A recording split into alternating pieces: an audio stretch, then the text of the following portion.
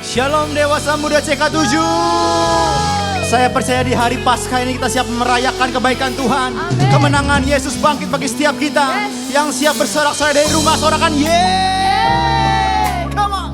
Tepuk tangannya bagi Tuhan, come on. Hey.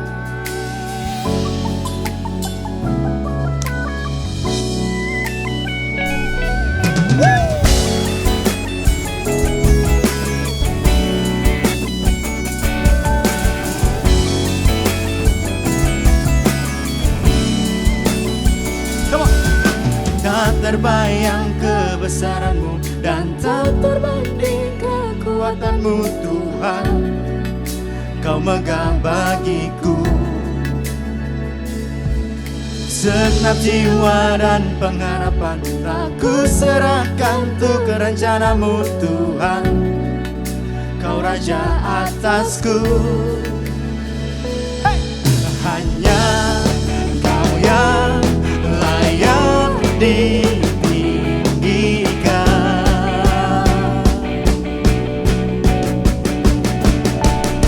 Come on. Ajaib Tuhan, agung dan perkasa. Kau sumber kemenanganku, layak berkuasa, memerintah selamanya. Yesus, Kaulah Raja mulia.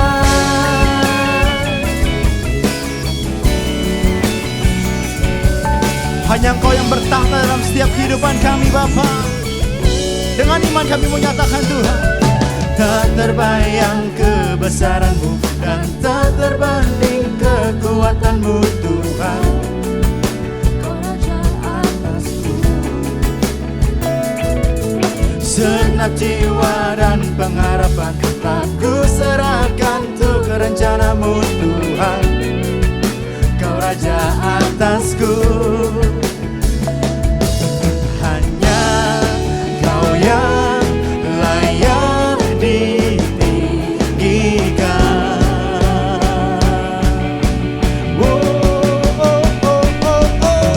Ajaib Kau Tuhan, agung dan perkasa.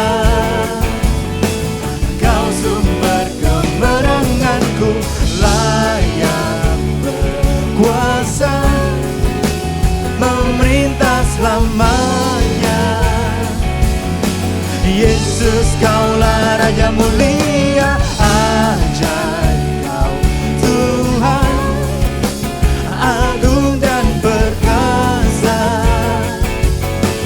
Kau sumber kemenanganku, layak berkuasa, memerintah selamanya.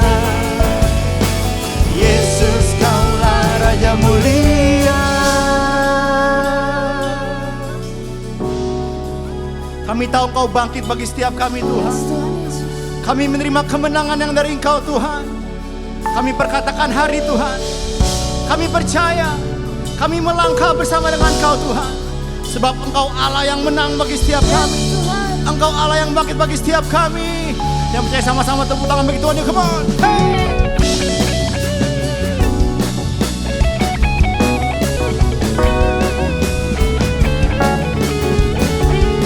Hey, hey, hey, hey.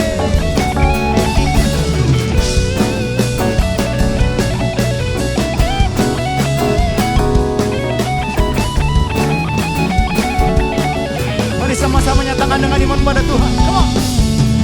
Ajaib Kau Tuhan, agung dan perkasa. Kau sumber kemenanganku, layak berkuasa, memerintah selamanya. Yesus, Kaulah Raja mulia. Ajaib Kau Tuhan, agung dan perkasa. Kau sumber kemenanganku, layak berkuasa, memerintah selamanya.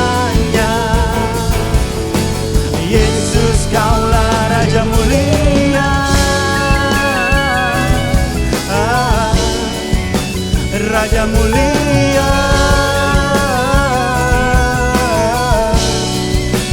Raja mulia.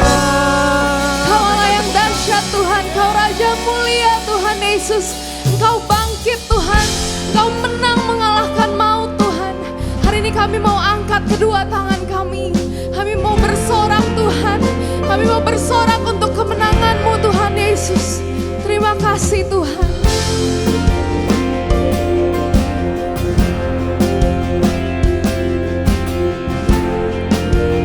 Mari angkat kedua tanganmu, katakan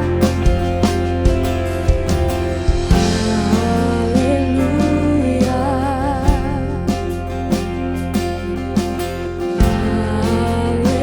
Haleluya, for the Lord God Almighty reigns. Say hallelujah. Hallelujah. Oh, hallelujah. For the Lord God Almighty reigns.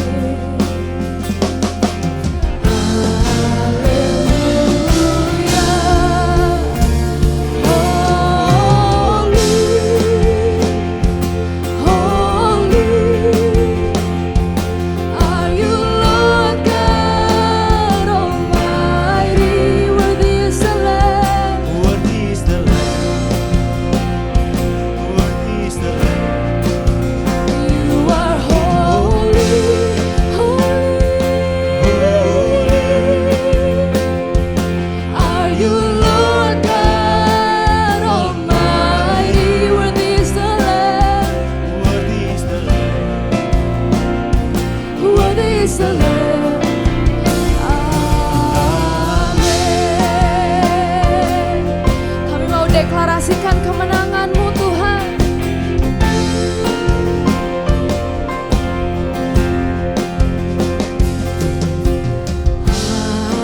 Haleluya,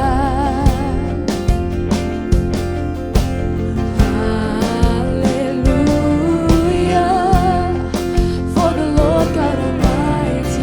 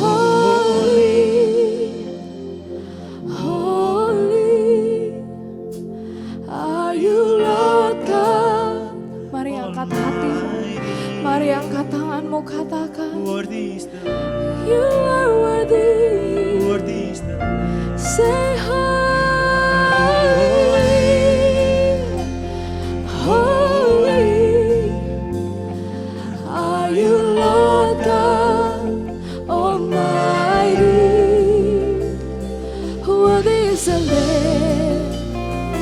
Worthy is the Lamb. Say Amen. You are holy. You are holy, Lord. Mari angkat penyembahanmu hari ini. Mari deklarasikan kemenangannya. Engkau Tuhan yang mengalahkan maut, Tuhan.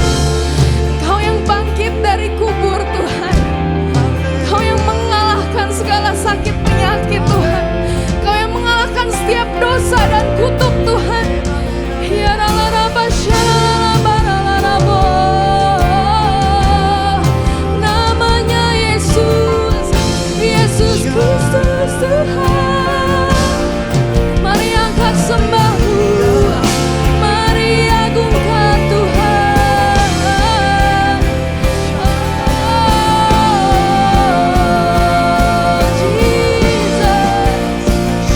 Oh Jesus,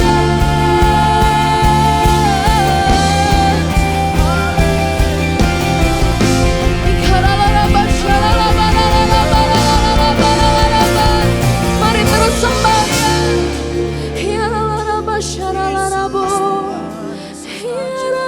terus sembahkan. Oh Yesus, Yesus, Yesus.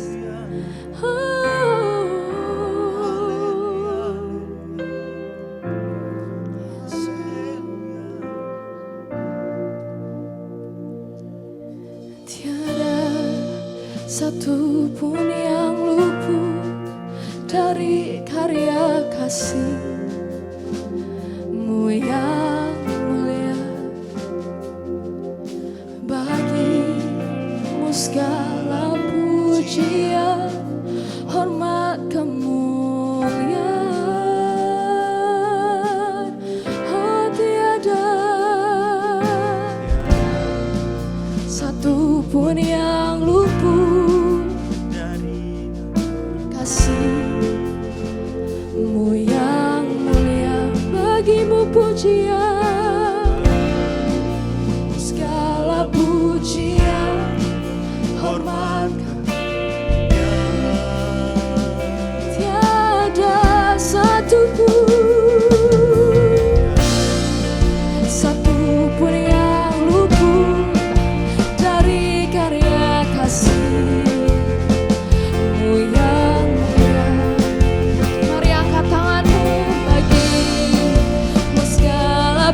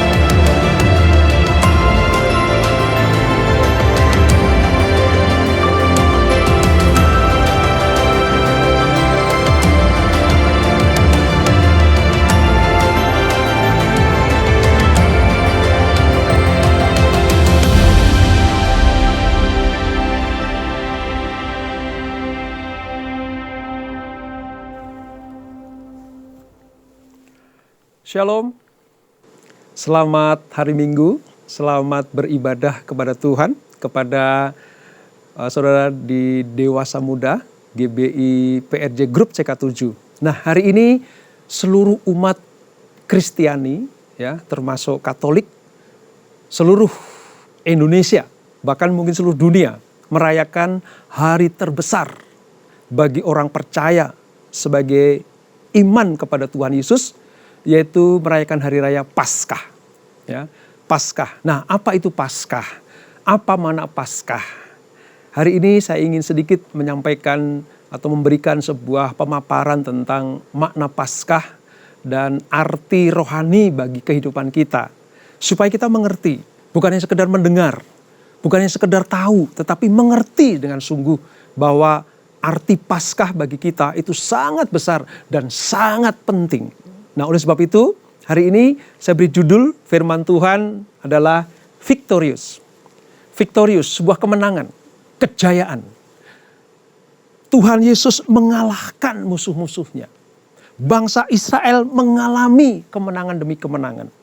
Orang percaya menikmati berkat-berkat kemenangan. Nah, kemenangan seperti apa sih sebenarnya yang menjadi hal penting bagi kita semuanya? Kejayaan seperti apa yang harus kita percayai sebagai orang percaya? Nah, kalau kita belajar tentang Paskah, kalau kita belajar tentang perayaan pembebasan bangsa Israel, itu berbicara tentang bagaimana Tuhan memperhatikan umatnya, memperhatikan orang-orang yang dikasihi. Oleh sebab itu, mari kita lihat, dimulai dari mana sih Paskah itu? Diawali dari peristiwa apa? Karena Paskah itu peristiwa. Paskah itu sejarah, bukan dongeng. Ini nyata-nyata dan besar, benar-benar terjadi. Oleh sebab itu, mari kita lihat. Dimulai dari peristiwa di mana bangsa Israel itu tinggal di Mesir selama 430 tahun. 430 tahun.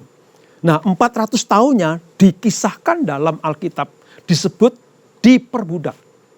Ya, diperlakukan tidak adil oleh bangsa Mesir. 30 tahun masa kelimpahan Yusuf, bangsa Israel menikmati kelimpahan, tetapi setelah Yusuf mati, Fir'aun pengganti itu memperlakukan bangsa Israel itu sebagai budak.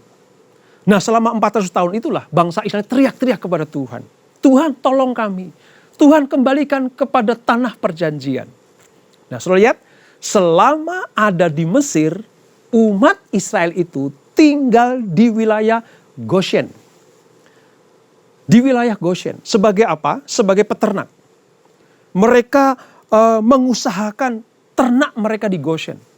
Mereka tinggal wilayah Goshen. Karena bagi Yusuf, ya, anak Yakub, Goshen itu tempat strategis.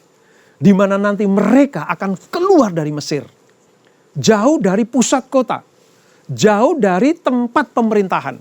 Makanya atas tuntunan Tuhan, Yusuf memilih Goshen, wilayah Goshen itu. Nah, singkat cerita, sebelum Tuhan membebaskan bangsa Israel, Tuhan itu mengeraskan hati Fir'aun. Tujuannya apa? Supaya orang Mesir tahu Allahnya orang Israel itu siapa. Maka dikeraskan. Dengan mengeraskan hati, maka turunlah tulah-tulah. Sampai dengan 10 tulah. Nah, 10 tulah itu, tulah yang terakhir disebut sebagai tulah kematian anak sulung. Dan binatang atau hewan yang sulung di seluruh dataran Mesir. Nah, ketika Tuhan akan menurunkan tulah yang ke-10 yaitu anak sulung mati, Tuhan berbicara kepada Musa untuk disampaikan kepada bangsa Israel. Hei Musa, sebentar lagi tulah terakhir akan aku jatuhkan. Mesir akan betul-betul takluk. Mesir betul-betul akan melepaskan engkau. Karena selama ini Mesir tidak mau melepaskan kalian. Karena mereka masih membutuhkan engkau sebagai budak. Oleh sebab itu perhatikan tulah yang ke-10 ini. Yaitu anak sulung mati.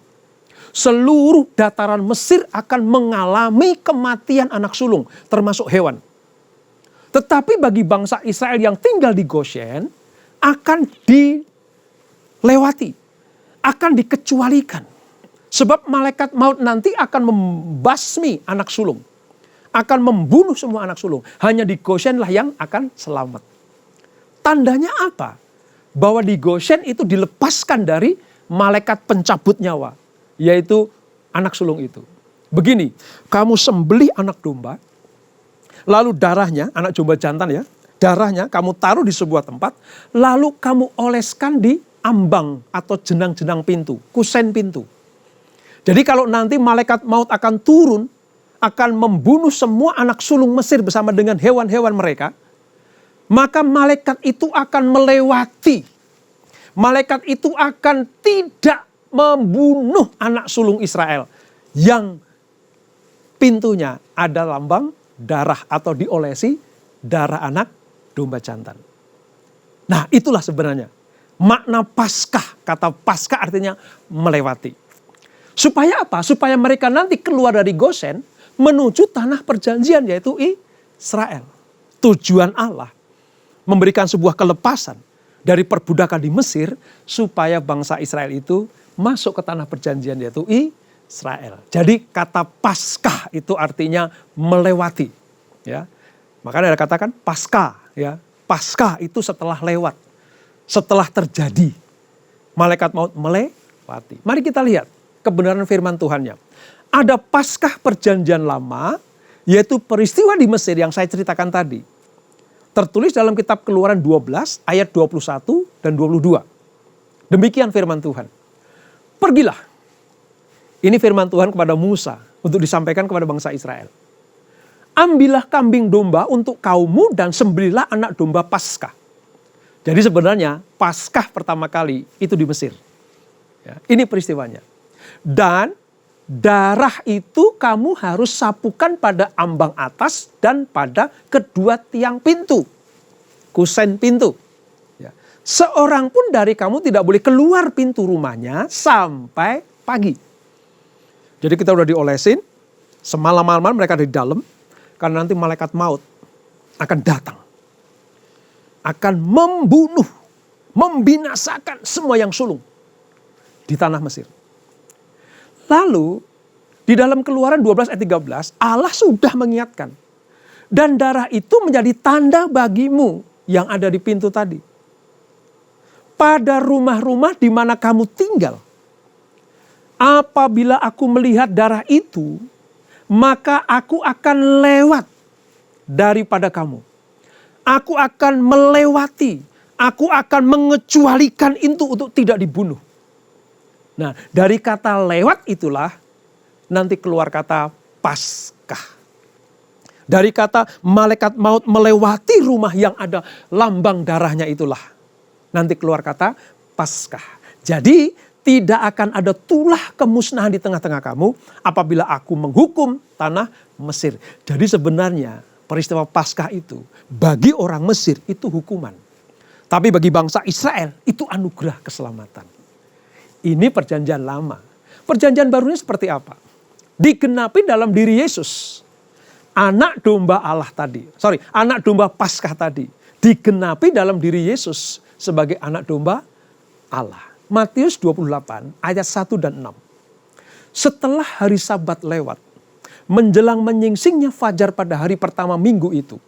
Ini peristiwa di mana Yesus sudah disalib, mati di kayu salib, diturunkan dari kayu salib, dikubur di kuburan milik Yusuf Arimatea, dan dia berjanji sebelum mati bahwa dia akan bangkit pada hari yang ketiga. Dan digenapi. Pergilah Maria Magdalena dan Maria yang lain menengok kubur itu setelah 3 hari. Ia tidak ada di sini, kata malaikat, sebab ia telah bangkit. Sama seperti yang telah dikatakannya. Mari, lihatlah tempat ia berbaring. Nah, apa makna Paskah di dalam perjanjian lama dan di perjanjian baru? Ada korelasi antara darah anak domba yang dioleskan di kusen pintu pada waktu itu di Mesir dengan darah Yesus. Darah Yesus yang membebaskan kita dari dosa. Kalau darah anak domba Paskah di Mesir membebaskan bangsa Israel dari perbudakan di Mesir. Tetapi darah Yesus membebaskan kita semuanya dari perbudakan dosa. Jadi kalau di Paskah di Mesir itu khusus untuk orang Yahudi, untuk orang Israel. Tapi Paskah dalam Perjanjian Baru, siapapun yang percaya kepada Yesus, ya, Yohanes 3:16, karena begitu besar kasih Allah akan dunia ini, sehingga diberikan anak yang tunggal, yaitu Yesus, supaya barang siapa yang percaya tidak binasa, melainkan beroleh hidup yang kekal. Jadi Paskah Perjanjian Lama khusus untuk orang Yahudi di Mesir. Tapi Paskah Perjanjian Baru, siapa saja yang percaya kepada Yesus, oleh darahnya kita dibebaskan dari dosa. Ini makna Paskah PL dan PB. Selanjutnya kita akan lihat. Ketika darah lembu jantan atau darah domba jantan menghapus dosa. Menghapus dosa. Ya. Ini sebenarnya memiliki sebuah arti begini. Ketika bangsa Israel mengingat Paskah itu, karena Paskah harus diperingati setiap tahun. Diceritakan kepada generasi. Nanti akan dibawa kepada cara penyembahan mereka. Di mana? Di tabernakel Musa atau di kemah Musa. Nanti ke bait sucinya Salomo. Bangsa Israel kalau akan menghadap Tuhan harus menyembelih kambing domba, lembu sapi, burung tekukur. Darahnya dibawa kepada imam besar. Untuk apa? Dipercikkan. Lambang apa? Penghapus kesalahan. Lambang apa? Pendamaian dengan Allah. Tetapi itu harus dilakukan setiap saat. Berkali-kali. Penyembelihan anak domba di bait suci atau di tabernakel Musa itu dilakukan berkali-kali. Ini. Selanjutnya setiap imam melakukan tiap-tiap hari pelayanannya. Dan berulang-ulang mempersembahkan korban yang sama. Yang sama sekali tidak dapat menghapuskan dosa. Ini arti pentingnya, saudara. Ya, saudara tangkap ini ya. Jadi penyembelihan anak domba atau anak lembu diharapkan untuk menghapus dosa. Tetapi itu dilakukan oleh imam besar terus-menerus setiap hari. Itu pun tidak dapat menghapuskan dosa. Jadi Paskah Perjanjian Lama oleh darah domba binatang itu tidak serta-merta bisa menghapus dosa. Ya menang sih menang, tapi belum sempurna. Mengalami sebuah kejayaan sih, bisa bertemu dengan Tuhan. Tetapi harus dilakukan tiap-tiap hari. Makanya saya katakan sebenarnya, darah domba Paskah di Perjanjian Lama itu tidak dapat menghapus dosa. Hanya menutupi dosa sementara. Hanya menutupi. Tapi puji Tuhan, kabar baiknya buat kita semuanya. Di dalam Perjanjian Baru, darah anak domba Allah, yaitu Yesus Kristus. Dialah yang sanggup menghapus seluruh dosa manusia. Kalau Perjanjian Lama ditutupi, tidak dapat menghapus dosa. Hanya melayakkan orang datang sehari itu kepada Tuhan. Tetapi Yohanes 1:29, lihatlah anak domba Allah yang menghapus dosa dunia. Saya mau beritahu, di sini bangsa Israel mengalami kemenangan. Bisa berjumpa dengan Tuhan. Bisa keluar dari Mesir. Tetapi kemenangan yang sesungguhnya, kejayaan yang hakiki adalah ketika satu pribadi ini, yaitu Yesus, yang sanggup menghapus seluruh dosa manusia. Siapapun saudara, siapapun saya, siapapun manusia lain itu. Kalau mereka percaya kepada Yesus, dosanya sudah dihapus. Ini yang disebut sebagai victorious. Kemenangan yang hakiki. Kejayaan yang sempurna. Jadi darah Yesuslah yang sanggup menghapus. Kalau di Perjanjian Lama cuma nutupin. Tapi kalau dalam Perjanjian Baru, dalam Yesus dihapus. Nah, saya pengen tanya buat saudara. Mana yang lebih esensi? Mana yang disebut sebagai kemenangan yang hakiki? Mana victorious yang sesungguhnya? Hanya ada di dalam Yesus Kristus. Jadi kalau saudara percaya kepada Yesus, dosa-dosamu sudah dihapuskan. Saya punya sedikit perbandingan analogi ya, atau contoh bagaimana ditutupi dan dihapus. Contohnya begini, mohon maaf kalau saya pakai contoh ini. Kalau di rumah saudara, di meja makan, lagi pada makan. Bapak, ibu, ya, anak-anak, anggota keluarga lagi makan. Tiba-tiba pas tengah makan, ada kotoran kucing yang baunya sampai ke meja makan. Kotoran kucing. Begitu tahu bahwa, oh itu kotorannya. Saya pengen tanya, saudara kalau cuma ditutupi kotorannya, ya nggak kelihatan tapi baunya masih ada. Baunya masih ada, karena sekedar ditutupi. Berbeda kalau dihapus, disapu, dipel, dilenyapkan. Kita sudah tidak bisa memandang kotoran itu dan baunya tidak mampu kita cium. Kenapa? Karena dihapus. Jadi dosa itu harus dihapus, bukan cuma ditutupi. Inilah keunggulan Paskah Perjanjian Baru. Victorious yang sesungguhnya. The real victorious. Itu adalah kemenangan yang hakiki atas dosa, dan dosa itu dihapus dari hidup kita semuanya. Mengerti ya saudara? Kita lanjut sebentar. Di dalam kemenangannya, sebelum Yesus mengalami kemenangan, ada penderitaan. Ada harga yang harus dibayar. Tidak ada kemenangan tanpa perjuangan. Tidak ada kemenangan tanpa harga yang harus dibayar. Ya sulit, berat, menderita. Tapi penderitaan untuk memperoleh kemenangan itu adalah penderitaan yang Tuhan harapkan. Supaya apa? Supaya kita disebut sebagai orang-orang yang berbahagia. Mengalami penderitaan untuk meraih kemenangan.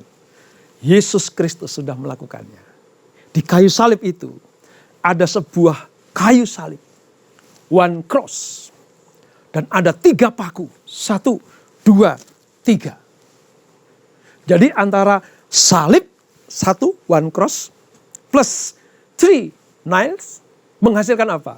4 given. Di dalam kemenangan Yesus, walaupun ada penderitaan salib dan 3 paku, menghasilkan kesempurnaan, keselamatan. Apa itu? Mari kita lihat. 4 kemenangan, 4 victorious ini yang akan kita peroleh, kita nikmati, kita dapatkan dari Tuhan kalau kita percaya kepada Tuhan Yesus Kristus. Yang pertama, kemenangan Kristus di kayu salib. Ketika Kristus mati buat kita, hal pertama yang dilakukan adalah menebus kita. Ya, menebus kita. Posisi manusia dalam dosa harus direbut kembali, harus dibayar lunas, makanya ditebus. Di dalam penebusan itu artinya dosa kita diampuni. Jadi kemenangan yang pertama memiliki esensi apa? Penebusan atas dosa kita. Kita ditebus, diampuni seluruh dosa kita, dihapuskan tadi. Nah ayatnya apa? Efesus 1 ayat 7 dan 8. Sebab di dalam Dia, di dalam Kristus, oleh darahnya kita beroleh penebusan. Oleh darahnya. Yaitu pengampunan dosa. Tadi dihapus semuanya. Menurut kekayaan kasih karunia-Nya. Yang dilimpahkannya kepada kita dalam segala hikmat dan pengertian. Jadi hasil penebusan. Hasil karya salib Kristus. Hasil kemenangan Kristus adalah kita sebagai umat yang ditebus oleh Yesus. Kita dilepaskan, kita diampuni dari dosa. Oleh darahnya. Jadi kalau Paskah itu memang kita mengenang dulu penderitaan Yesus. Kata darah di sebenarnya ada penderitaan, tebusan, harga termahal. Ya, harga termahal yang harus diberikan Yesus kepada umatnya. Yang kedua, setelah kita ditebus, kita dibenarkan. Ya, diselamatkan. Hanya orang yang dibenarkanlah yang akan mendapatkan keselamatan. Di dalam keselamatan ada unsur kebenaran. Makanya ketika Yesus lagi diadili ya di pengadilan sipil di Pontius Pilatus, tempatnya Pontius Pilatus itu pengadilan sipil.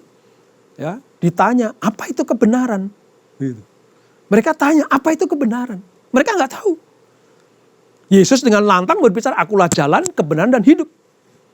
Dalam arti apa? Hanya di dalam Yesuslah ada kebenaran. Oleh sebab itu, siapa yang ada di dalam kebenaran itu akan diselamatkan. Siapa yang ada dalam diri Kristus akan mendapatkan keselamatan. Lihat Roma 5 ayat 8 dan 9. Akan tetapi Allah menunjukkan kasih-Nya kepada kita. Oleh karena Kristus telah mati untuk kita.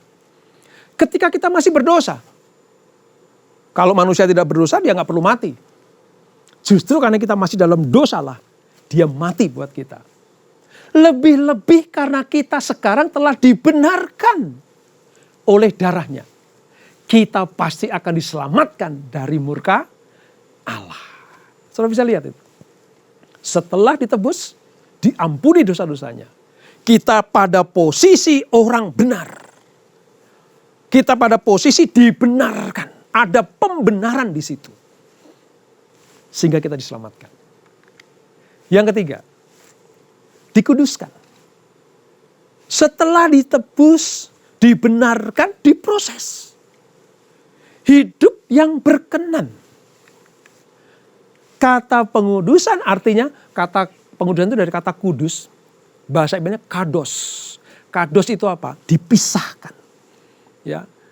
Dipisahkan dari yang tidak baik. Dipisahkan dari yang jahat. Dipisahkan dari murka Allah. Jadi kalau kita dikudusan artinya ya sedang dibawa kepada kebenaran. Sedang dibawa kepada perkenanan. Sedang dibawa kepada kehendak Allah. Dan masa-masa pengudusan itu memang menyakitkan. Masa-masa pengudusan itu proses sanctifikasi kita. Supaya kita layak di hadapan Tuhan. Kapan terjadi?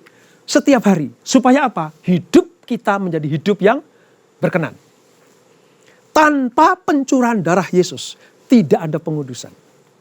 Ibrani 13 ayat 11 dan 12. Karena tubuh binatang-binatang yang darahnya dibawa masuk ke tempat kudus oleh imam besar, tadi itu di Perjanjian Lama, sebagai korban penebusan dosa, dibakar di luar perkemahan.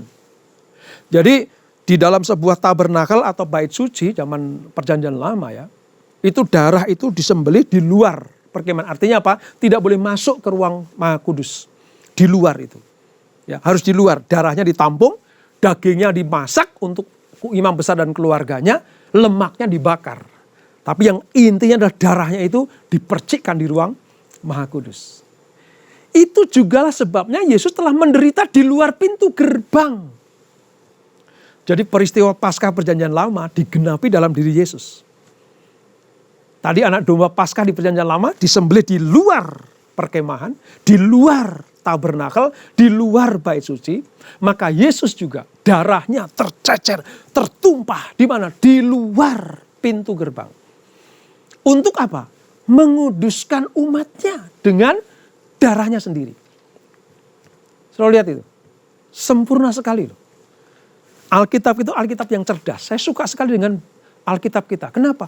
Dia itu benar, dia itu kudus, cerdas. Dari setiap apa yang tertulis itu membawa kepada pengertian bahwa Yesus Kristus adalah juru selamat kita. Kalau saudara peres isi Alkitab cuma satu, kasih Allah kepada kita. Lewat siapa? Yesus Kristus. Supaya apa? Supaya kita ditebus. Supaya kita dibenarkan. Supaya kita dikuduskan. Dan yang terakhir, supaya kita diperdamaikan. Sejak Adam dan Hawa berbuat dosa di Taman Eden, hubungan antara manusia dengan Allah itu terputus. Itulah sebabnya makanya Adam dan Hawa diusir dari Taman Eden. Karena sudah tidak ada hubungan yang manis lagi. Tidak ada hubungan yang kekal lagi. Manusia mau tidak mau harus mati secara jasmani. Iman mereka mati. Hubungan dengan Allah terputus. Tapi rencana Allah harus tergenapi. Itulah sebabnya kenapa Adam dan Hawa walaupun berdosa tidak diremukkan tubuhnya. Tidak dihancurkan tubuhnya. Tapi lewat Yesus nanti akan ditebus kembali. Supaya apa? Supaya ada hubungan lagi antara Adam dan Hawa dan keturunannya, termasuk kita pada saat ini, dikembalikan pada hubungan yang indah dengan Bapa di surga. Ini yang disebut sebagai pendamaian. Status kita sebagai milik Allah dipulihkan. Status kita sebagai milik kepunyaan Allah dipulihkan.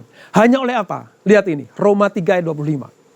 Kristus Yesus telah ditentukan Allah sejak Adam dan Hawa berbuat dosa, menjadi jalan pendamaian karena iman dalam darahnya. Hal ini dibuatnya untuk menunjukkan keadilannya, karena ia telah membiarkan dosa-dosa yang telah terjadi dahulu pada masa kesabarannya. Artinya begini, hanya Yesuslah yang bisa memperdamaikan kita manusia berdosa ini kepada Bapa di surga. Yang lain tidak bisa. Kenapa lewat Yesus? Karena darahnya tertumpah. Saudara lihat ini ya, dari 4 elemen ini, semuanya pakai darah loh. Semuanya pakai darahnya, darahnya. Artinya tanpa penumpahan darah, tidak ada kemenangan. Tanpa penumpahan darah Kristus, tidak ada Paskah. Tanpa penumpahan darah, tidak ada victorious yang sempurna. Oleh sebab itu bersukacitalah. Sebab kita milik Kristus. Oleh iman. Karena iman kepada Kristus, kita diperdamaikan dengan Bapa di surga. Ini kemenangan yang sejati. Ini victorious yang real. Ya, ini victorious yang sesungguhnya. Bukan hanya keluar dari Mesir saja, tapi mendapatkan hal-hal yang seperti ini. Ditebus, dibenarkan, dikuduskan, dan diperdamaikan. Wow, tidak ada pribadi sehebat Yesus yang mampu melakukan hal seperti itu. Saya tutup dengan sebuah pengertian seperti ini. Tadi saya katakan ya, mahkota itu didapat karena hasil penderitaan yang diizinkan Tuhan. Kemenangan, victorious, itu dihasilkan dari apa? Kesusahan, penderitaan yang Tuhan izinkan. Nah, kalau kita satu dengan penderitaan Kristus, maka kita juga akan satu di dalam kemuliaannya. Di dalam Roma 6 ayat 5, perhatikan baik-baik 6 ayat 5 ini. Roma 6 ayat 5. Sebab jika kita telah menjadi satu dengan apa yang sama dengan kematiannya. Kematiannya, satu dengan kematiannya. Artinya kita menderita karena iman kita. Kita menderita karena iman kita, pikul salib bersama dengan Tuhan. Kita juga akan menjadi satu dengan apa yang sama dengan kebangkitannya. Dari dalam arti begini, saudara jangan pernah mengharapkan kemenangan, kejayaan tanpa penderitaan. Jadi kalau sementara ini tubuh kita menderita, kita diizinkan Tuhan untuk diproses, dikuduskan, disanktifikasi, dan itu betul-betul menderita. Ingat baik-baik, kita sedang dipersatukan dengan kematiannya. Supaya apa? Supaya kita mendapatkan yang sama yang didapat Yesus. Apa itu? Kebangkitannya.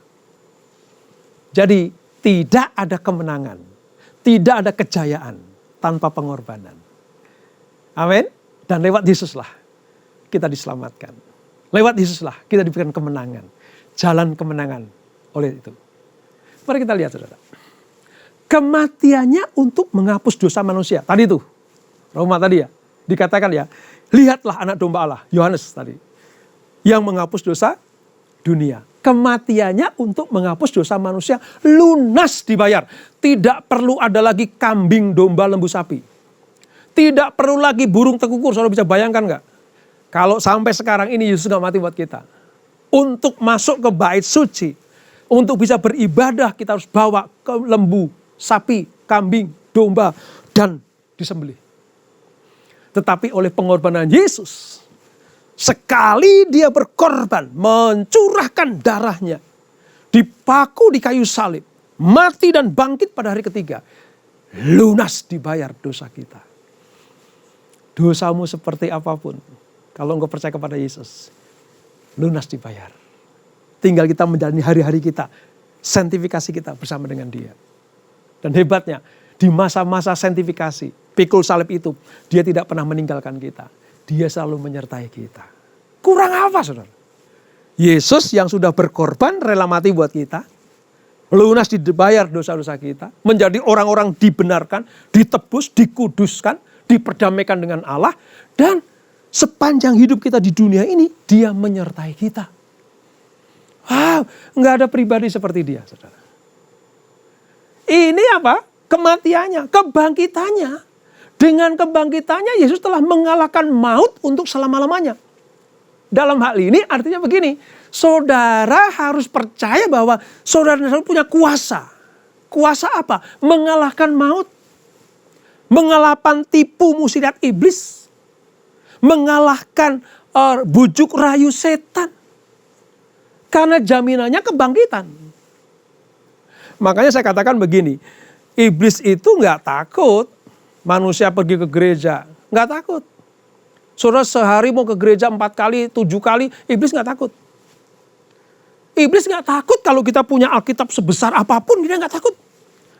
Dan saya mau katakan begini, iblis nggak takut kita hafal Alkitab. Hafal Alkitab itu bagus. Tapi itu tidak akan membuat iblis takut pada kita. Yang membuat iblis takut adalah kalau dalam diri saudara dan saya memiliki kuasa kebangkitan. Kenapa, saudara? Karena iblis tidak dibangkitkan. Iblis tidak akan mengalami kebangkitan. Penebusan darah anak domba Allah dalam diri Yesus hanya diperuntukkan kepada manusia. Kebangkitannya, tadi saya katakan ya, ini loh. Kematian dan kebangkitannya hanya untuk manusia. Itulah sebabnya kenapa iblis sangat takut kepada hal-hal yang sifatnya itu orang mati dibangkitkan. Pukulan telak terakhir dari surga kepada iblis adalah ketika kubur Yesus kosong. Pukulan telak itu. Iblis teriak-teriak, wah sudah tidak ada cara lain lagi untuk menghambat karya keselamatan Allah. Tidak ada cara lain lagi untuk menghalau karya keselamatan. Kenapa? Orang mati saja bangkit. Nah itu. Oleh sebab itu, betapa pentingnya kita mengimani akan kebangkitan Yesus. Paskah, victorious kita terima. Untuk apa? Supaya lewat kuasa kebangkitannya ini, maut bisa kita kalahkan. Sehingga apa? Kita disebut sebagai orang-orang yang menang. Ayat terakhir. Roma 8 ayat 37. Tetapi dalam semuanya itu, dalam semuanya yang telah dilakukan oleh Allah dan apa yang terjadi dalam hidup kita, kita lebih daripada orang-orang yang menang. Victorious di situ tuh. Kenapa? Oleh Dia yang telah mengasihi kita. Jadi kalau saudara merayakan Paskah, ya, Jemaat Dewasa Muda CK7 merayakan Paskah, ingatlah, tidak ada Paskah tanpa pengorbanan. Di dalam perjanjian lama, anak domba Paskah disembelih. Perjanjian baru, Yesuslah yang mati. Nah, kita ada di masa perjanjian baru. Yuk, kita mengucap syukur sama Tuhan. Kita bersyukur sama Tuhan. Kita sudah dibenarkan, ditebus, ya, sudah diperdamaikan dengan Allah. Dikuduskan supaya hidup kita berkenan kepadanya. Ayo, sekali Yesus tetap Yesus. Saya percaya di Paskah 2021 ini memaknainya dengan apa? Ucapan syukur. Masih hidup hari ini artinya persembahkanlah hidupmu, persembahkanlah tubuhmu. Tuhan minta apa dari kita sih? Tuhan gak minta harta kita, Dia minta tubuh saudara, minta hidup saudara. Ya, kalau di perjanjian lama korban persembahan itu, korban bakaran itu disembelih dulu, baru dibakar. Tapi di perjanjian baru, persembahan yang hidup. Roma 12 ayat 1. Ya, persembahkanlah tubuhmu sebagai persembahan yang hidup. Bukan yang lain dulu, yang hidup. Baru kudus. Itu ibadah yang sejati. Oleh sebab itu, alami kemenangan demi kemenangan. Alami kejayaan demi kejayaan. Dengan kuasa kebangkitan Kristus yang kita miliki, yang ada dalam diri kita, maka victorious, kemenangan itu akan menjadi bagian saudara. Itu saja dari saya. Tuhan Yesus memberkati. Mari para kekasih-kasih Tuhan, kita angkat kedua tangan kita dan siapkan hati kita. Teman-teman dewasa muda, dimanapun kau berada, terimalah berkat yang melimpah-limpah, kasih karunia daripada Tuhan kita Yesus Kristus, dan persekutuan yang manis dengan Roh Kudus. Sampai nanti Maranatha, Tuhan Yesus akan datang menjemput kita semua di awan-awan yang permai. Semua yang percaya sama-sama kita katakan, amin. Tuhan Yesus memberkati kita semua.